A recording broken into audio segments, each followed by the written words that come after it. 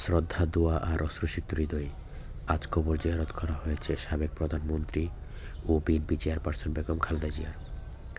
আজ শুক্রবার জিয়া উদ্যানে খালেদা জিয়ার কবরে পরিবারের সদস্যরা, আত্মীয়-স্বজন, দলীয় নেতাকর্মী ও সর্বস্তরের সাধারণ মানুষ নীরবে উপস্থিত হয়ে জানান গভীর ভালোবাসা ও সম্মান।